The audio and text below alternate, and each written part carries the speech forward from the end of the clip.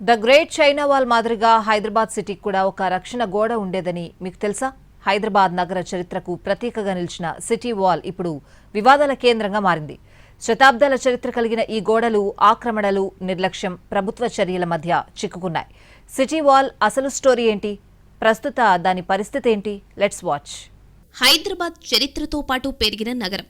వ్యాపారం, సంస్కృతి, సంపదలతో వెలుగొందిన ఈ నగరానికి ఒకప్పుడు ఒక రక్షణ కవచం ఉండేది. చార్మినార్ ప్రాంతం చుట్టూ మౌలిక వసతులు అభివృద్ధి కావడంతో హస్తకళలు, ముత్యాలు, ఆభరణాల పరిశ్రమలు వేగంగా విస్తరించాయి. గోల్కొండ తర్వాత ఈ ప్రాంతం ప్రధాన వాణిజ్య కేంద్రంగా ఎదిగింది. కానీ సంపద పెరిగిన చోట ప్రమాదాలు కూడా పెరుగుతాయి. మరాఠా దాడుల భయం నగరాన్ని చుట్టుముట్టినప్పుడు ఈ సంపదను, ఈ వ్యాపార కేంద్రాలను కాపాడాల్సిన అవసరం వచ్చింది. అప్పుడు నగరాన్ని కాపాడేందుకు ఒక భారీ రాతిగోడ నిర్మించాలని నిర్ణయం తీసుకున్నారు కుతుబ్ షాహీలు. గోల్కొండ సామ్రాజ్యం బలపడుతున్న సమయంలో కుతుబ్ షాహీ పాలకులు నగర రక్షణపై దృష్టి పెట్టారు. శత్రువుల దాడులు పెరుగుతున్నాయి. రాజకీయ పరిస్థితులు ఉద్రిక్తంగా ఉన్నాయి. ఆ కాలంలో యుద్ధాలు సాధారణం. శత్రువులు ఎప్పుడు దాడి చేస్తారో తెలియని పరిస్థితి. అందుకే నగరానికి ఒక గట్టి రక్షణ అవసరమైంది. నగరం చుట్టూ ఒక భారీ రక్షణ గోడ నిర్మించాలని నిర్ణయించారు. 1724లో హైదరాబాద్ చుట్టూ సిటీ వాల్ నిర్మాణం ప్రారంభమైంది. నగరంలోకి ప్రవేశాన్ని నియంత్రించేలా, శత్రువులను అడ్డుకునేలా నిర్మించబడింది. సుమారు 8 కిలోమీటర్ల పొడవుతో బురుజులు, గేట్లు, రక్షణ వ్యవస్థతో నిర్మించబడింది. ఈ గోడ నిర్మాణం సాధారణంగా జరగలేదు. ఎంతో వ్యూహాత్మకంగా నిర్మించారు. భారీ రాళ్లతో, బలమైన నిర్మాణ పద్ధతులతో సుమారు 8 కిలోమీటర్ల పొడవులో పలుచోట్ల బురుజులు, గేట్లు ఏర్పాటు చేశారు. ఈ గోడ మొత్తం యుద్ధ వ్యూహాన్ని దృష్టిలో పెట్టుకుని నిర్మించబడింది. కానీ రాజకీయ సమస్యలు అడ్డుగా వచ్చాయి. 4.5 మైళ్ల దూరం మాత్రమే కట్టగానే పనులు ఆగిపోయాయి. మళ్లీ కొంతకాలానికి నిర్మాణం ప్రారంభమై 1740 నాటికి సుమారు 6 మైళ్ల పొడవుతో సిటీ వాల్ పూర్తయింది. నిర్మాణం పూర్తయ్యాక ఈ గోడ నగరానికి గట్టి రక్షణగా నిలిచింది. శత్రువుల దాడులను అడ్డుకోవడంలో సిటీ వాల్ కీలక పాత్ర పోషించింది.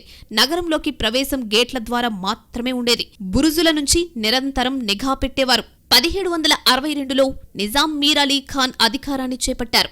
అప్పట్లో నిజాంల రాజధానిగా మహారాష్ట్రలోని ఔరంగాబాద్ ఉండేది. ఔరంగాబాద్ భౌగోళికంగా సురక్షితం కాదని గుర్తించి హైదరాబాద్కు రాజధానిని మార్చాలని నిర్ణయించారు.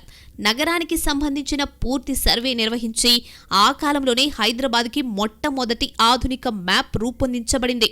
ఈ మ్యాప్లో నగర వీధులు, భవనాలు, వ్యాపార కేంద్రాలతో పాటు సిటీ వాల్ కూడా స్పష్టంగా కనిపించింది. 1763లో హైదరాబాద్ అధికారికంగా నిజాంల రాజధానిగా మారింది. అదే సమయంలో నగర భద్రతను మరింత బలపరిచేందుకు సిటీ వాల్ను పునర్నిర్మించారు. శత్రు సైన్యాలను ఎదుర్కొనేందుకు మొత్తం 13 ప్రధాన ప్రవేశ ద్వారాలు నిర్మించారు. కాలం గడిచే కొద్దీ ప్రకృతి కూడా తన ప్రభావం చూపింది. 1908లో వచ్చిన భారీ వర్షాలకు మూసీ నది ఉగ్ర రూపం దాల్చింది. ఆ వరదల్లో హైదరాబాద్ మునిగిపోయింది. సిటీ వాల్ కొంత భాగం కూలిపోయింది. 1912లో నిజాం ప్రభుత్వం కూలిపోయిన గోడను మళ్లీ పునరుద్ధరించింది. తరువాతి కాలంలో సిటీ వాల్ ప్రాముఖ్యత తగ్గిపోయింది. నగర విస్తరణ వేగంగా జరిగింది. కొత్త రహదారులు ఏర్పడ్డాయి. దాంతో సిటీ వాల్ నగర సరిహద్దులా కాకుండా నగరం మధ్యలో ఒక పాత నిర్మాణంగా మారిపోయింది. కాలక్రమంలో ఈ గోడ పూర్తిగా నిర్లక్ష్యానికి గురైంది. ఒకప్పుడు 13 దర్వాజాలతో గర్వంగా నిలిచిన ఈ గోడలో ఇప్పుడేమో కేవలం కొన్ని గుర్తులు మాత్రమే మిగిలాయి. పురానాపూల్, డబీర్పురా వంటి ప్రాంతాల్లో మాత్రమే ఈ చరిత్ర ఇంకా కనిపిస్తోంది. నగరం విస్తరించడంతో సిటీ వాల్ చుట్టూ జనాభా పెరిగింది. భారీగా ఆక్రమణలు జరిగాయి. ప్రైవేట్ నిర్మాణాలు, ఇళ్లు గోడకే ఆనుకొని నిర్మించబడ్డాయి. కొన్ని చోట్ల గోడ రాళ్లను కూడా వాడుతున్నారు.